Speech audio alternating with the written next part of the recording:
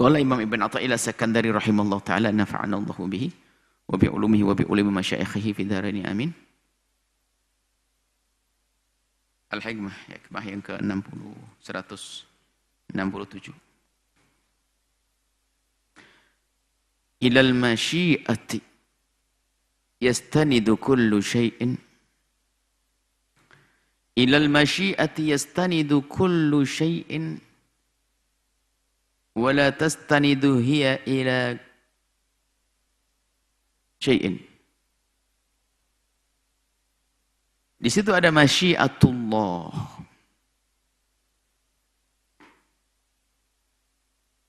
Ma sya'allahu kan.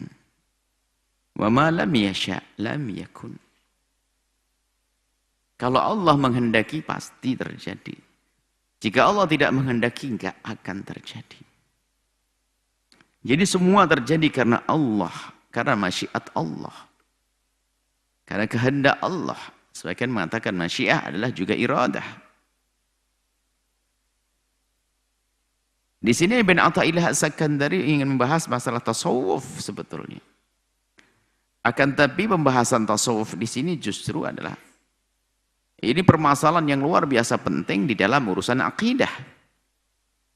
Dan tasawuf dengan akidah tidak bertentangan. Ibn Athaillah As-Sakandari mengajak kita agar jangan sampai kita ini punya anggapan bahwasanya Allah memberi pahala karena jerih payah kita. Seolah-olah itu Allah memberi karena kita. Enggak benar itu. Karena kita berbuat semacam itu seperti yang diterangkan pada pertemuan yang lalu. Akan di dalam hikmah yang saat ini adalah hakikat akidah kita ahli sunnati wal jamaati. Al-masyiatu kehendak Allah, iradatullahi.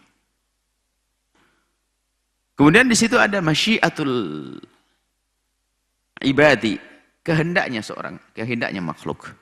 Ada kehendak Allah, ada kehendak makhluk.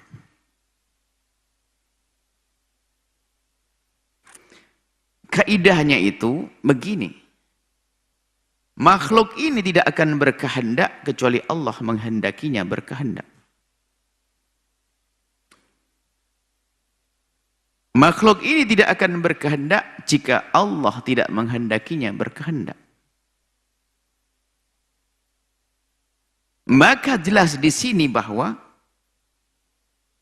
tidak mungkin kehendak makhluk mendahului kehendak Allah.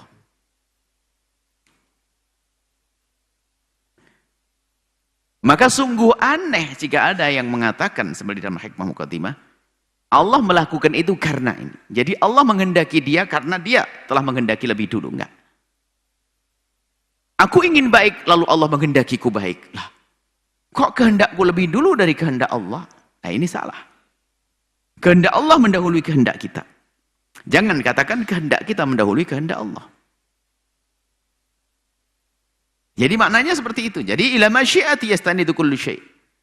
Jadi semua kehendakmu untuk melakukan segala sesuatu ini adalah bersandar kepada kehendak Allah. Jika Allah tidak menghendakimu berkehendak, maka engkau pun tidak berkehendak. Pembahasan akidah yang panjang lebar tentang iradatul ibadi ama iradatul rabbil ibadi. Bagaimana iradahnya seorang makhluk amama iradatil khaliq, makhluk di hadapan khaliq Allah, bagaimana ini? Dalam pembahasan akidah adalah untuk menghadirkan makna tanggung jawab.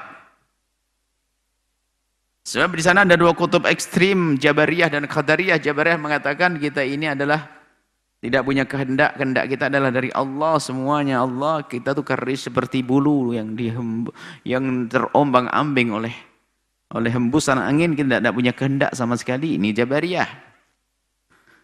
Dan ini adalah batil. Qadariyah mengatakan aku punya kehendak dari diriku sendiri juga batil. Adapun kebenaran kelompok ini, dua kelompok ini apakah betul adanya atau wallah alam.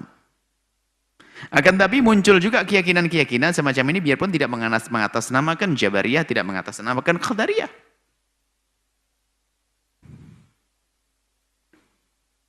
Jabariyah mengatakan Allah. Kita tidak ada punya kehendak apa? Tidak. Kita adalah manhaj wasati, tengah. Tidak bersama ekstrimnya Jabariyah, tidak bersama ekstrimnya Qadariyah. Maka ada teori namanya teori kasab dalam madhab kita, madhab Asy'ari. Asy'ariyah adalah kasab. Kasab itu adalah panjang diceritakan. Maknanya sederhana. Kita punya kehendak. Bohong kalau tidak punya kehendak. Saya punya kehendak, saya ingin mengangkat pulpen. Saya ingin mengangkat ini semuanya. Saya ingin mutar ini. Bisa. Ini kehendak, saya berkehendak. Dan benar berkehendak, saya berkehendak. Maka dengan kehendak saya inilah saya akan dihukum kalau melakukan kemungkaran. Saya akan dapatkan pahala.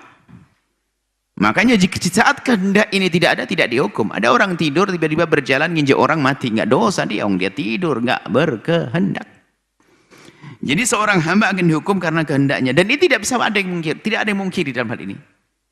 Biarpun kaum Jabariyah nggak mengungkiri, nggak bisa mengingkari bahasanya dia punya kehendak. Dia punya kehendak. Sehingga di saat dia minta jual beli itu ada dia punya kehendak, menginginkan sesuatu. Makanya itu hanya sekedar disebut tentang firqah Jabariyah ini, wallah alam kenyataannya seperti apa adanya. Tapi akal kita nggak bisa. Bagaimana saya tidak berkehendak? Sementara Qadariyah berlebihan, saya bisa ini, saya bisa, saya bisa. Lupa dengan Tuhan, lupa dengan Allah. Seolah-olah dia bisa dengan diri sendiri. Tapi ahli sunnah wal jamaah di tengah-tengah. Bahasanya kita berkehendak. Kita berkehendak dengan benar. Saya berkehendak. Saya mau sholat, saya mau makan, saya mau minum, saya mau. Saya berkehendak. Tapi yang harus kita fahami, kita hubungkan kepada hikamnya Ibn Athaillah As-Sakandari. Kehendakmu untuk melakukan sesuatu, untuk berbuat sesuatu, itu bukan sebab Allah menghendakimu. Itu kurang ajar. Artinya, aku ingin melakukan sholat. Kemudian aku berdoa, ya Allah rindukan aku pada sholat. Kemudian kita berkehendak untuk melakukan sholat. Jangan sampai kita berkata setelah itu bahasanya, Allah menghendakiku sholat karena aku telah memohon kepada Allah. Nah ini kan kurang ajar. Ya nggak boleh. Yang benar adalah kehendak kita bersandar dengan kehendak Allah. Kehendak Allah lah yang menjadikan kita berkehendak. Kalau Allah tidak menghendakimu berkehendak, maka engkau pun tidak akan berkehendak. Maka di saat Allah menghendakimu berkehendak, maka berkehendak. Jika kehendakmu sesuai dengan kehendak Allah, maka terwujudlah. Tapi jika kehendakmu tidak sesuai dengan kehendak Allah, nggak terwujud. Kita ingin makan, sate sudah di depan kita, sudah dipegang tangan, tak taunya apa, nggak tahu ada apa. Direbut sama kucing, nggak jadi makan, padahal kita berkehendak, Allah tidak menghendakinya. Tapi kalau sudah Allah menghendaki, tidak ada satu pun yang bisa menghalanginya.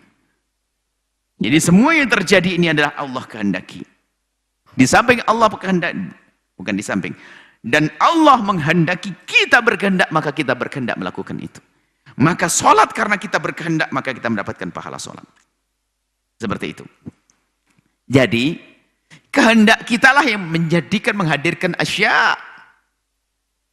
Amalan-amalan semuanya ini adalah kehendak kita. Dan kehendak kita ini karena dikehendaki oleh Allah. Maka jangan katakan kehendak Allah karena kehendak kita. Akan tapi kehendak kita lah bersandarkan kepada kehendak Allah. Sehingga dikatakan masyiah, yakni kehendak Allah. Itulah ini. Ilal masyiati, kepada kehendak Allah lah yastanidu kullu syai', bersandar segala sesuatu. Wala tastanidu hiya, bukan kehendak Allah bersandar kepada sesuatu, enggak. Ini. Sehingga apa yang Allah lakukan bukan karena enggak ada. Karena ini Allah melakukan, enggak karena. Cuman dalam bahasa Al-Qur'an itu karena bukan kasusnya hikmah.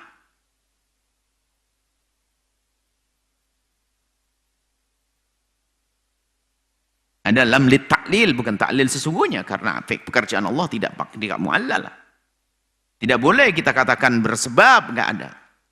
Allah kalau melakukan sesuatu tidak ada yang bisa menghalanginya. Cuman kalau ada, kemarin sudah disinggung bahasanya, kalau ada lam ta'lil, Allah melakukan karena ini, itu bukan karena betul, karena sungguhan. Sehingga kita sering menyebut dengan hikmah. Enggak sungguhan, hanya membahasakan Allah. Allah membahasakan untuk makhluknya. Tapi tidak boleh kita meyakini seperti itu, Allah berbuat ini karena.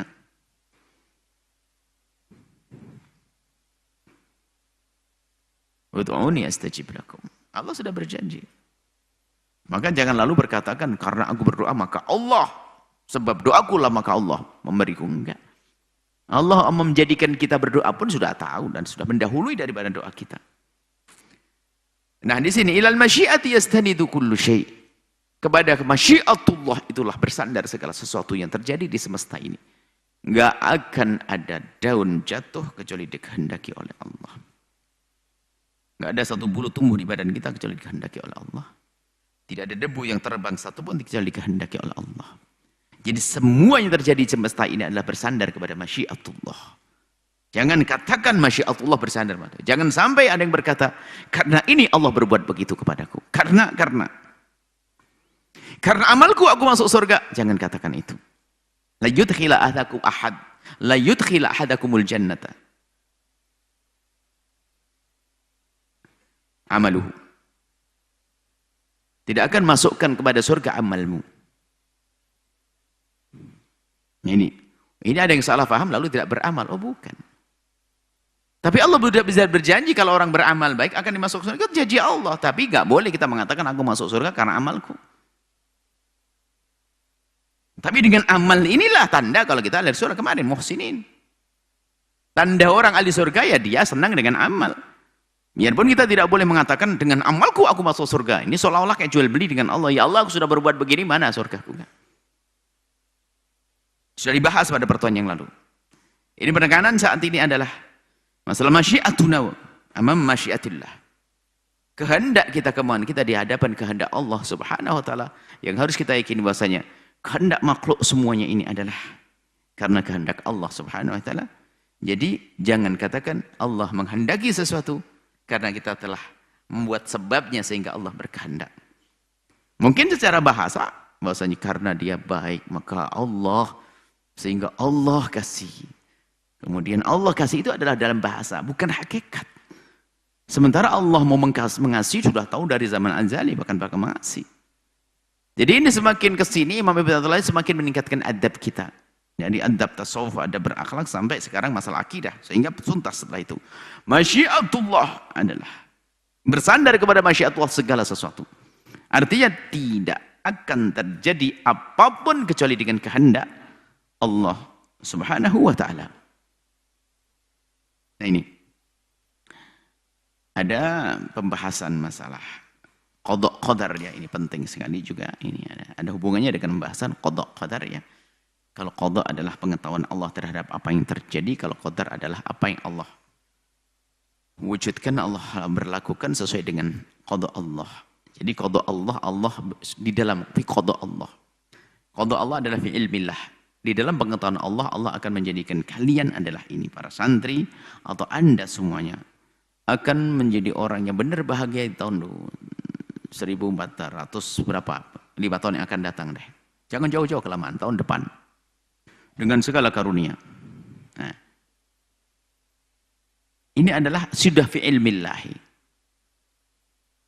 Lah qadar Allah adalah nanti di saat terjadi itulah qadar Allah. Jadi antara qada dengan qadar ada seiring, sesuai. Jadi qada pengetahuan Allah terhadap apa yang akan terjadi. Kalau qadar adalah Allah yang Allah berlakukan sesuai dengan qada Allah.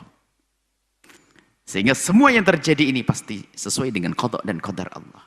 Sesuai dengan qada. Qadar Allah ini pasti sesuai dengan qada qadar. Ini adalah bicara tentang fi ilmillah. Bukan bicara tentang masyiatina. Kalau kita bilang masyiatina, makanya kadang kesalahan orang di saat belajar tentang ilmu, mempelajari tentang qada qadar, lalu dia lupa. Seolah-olah kita ini tidak punya kemauan sehingga semuanya dari Allah. Saya berjudi dari Allah. Nah ini salah paham. Dia tidak menyadari bahwasanya dia sendiri memang benar-benar dia itu sebenarnya punya kehendak. Maka diingat kalau Ibn Athaillah Sekandari, kehendakmu itu ada, tapi ingat kehendakmu itu karena Allah menghendakimu berkehendak. Selesai. Jadi kita bertanggung jawab dengan kehendak kita. Serius dengan kehendak kita. Saya berkehendak. Tapi ingat, jangan sombong. Kita boleh merencanakan dengan macam-macam rencana. Tapi rencana kita tidak akan terwujud kecuali memang Allah mengizinkannya sesuai dengan masyiatullahi. Maka dikatakan Masya Allahu kana. Wa man lam yasha lan yakun. Lam yakun. Apa yang Allah kehendaki akan terwujud dan apa yang Allah tidak kehendaki tidak akan terwujud.